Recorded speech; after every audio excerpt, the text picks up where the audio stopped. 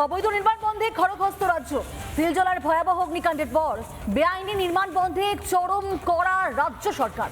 শহরে ছড়িয়ে ছিটিয়ে থাকা অবৈধ নির্মাণের বিরুদ্ধে জিরো টলারেন্স নীতি ঘোষণা করলেন মুখ্যমন্ত্রী এবং স্পষ্ট জানিয়ে দিলেন, বিল্ডিং প্ল্যান না থাকলে শুধুমাত্র নোটিশ নয়, কেটে দেওয়া হবে জল ও বিদ্যুতের লাইন পর্যন্ত।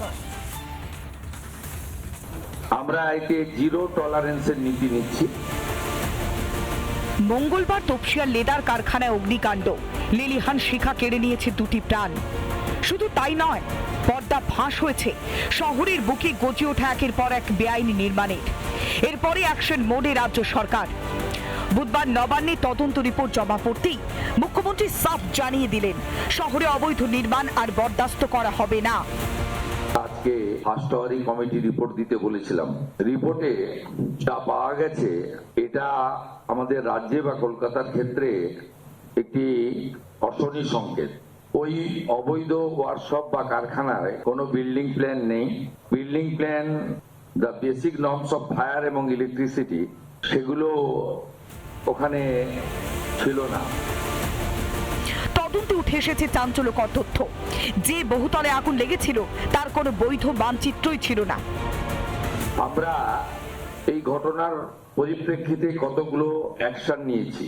বিদ্যুৎ সরবরাহকারী সংস্থাকে পার্মানেন্ট ইলেকট্রিক ডিসকানেকশন করার অর্ডার দিয়েছি এবং সিএসসি কে বিদ্যুৎ সচিবের মাধ্যমে জানানো হয়েছে, যত এই ধরনের বিল্ডিং প্ল্যান স্যাংশন নেই, ইমিডিয়েটলি একটি ইন্টারনাল অডিট করে তাদের ইলেকট্রিসিটি ডিসকানেক্ট করার জন্য।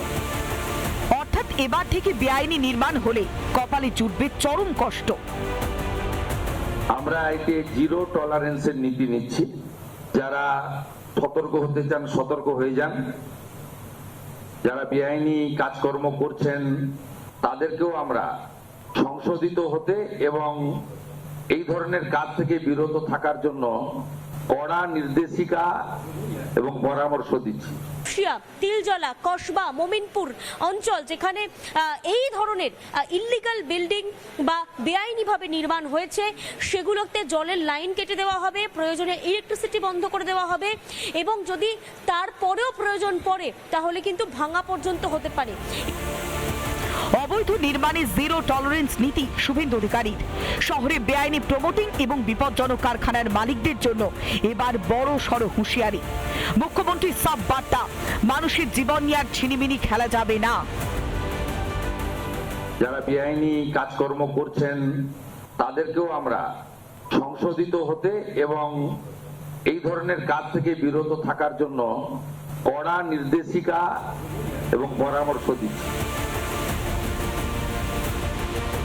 রিপাবলিক বাংলা।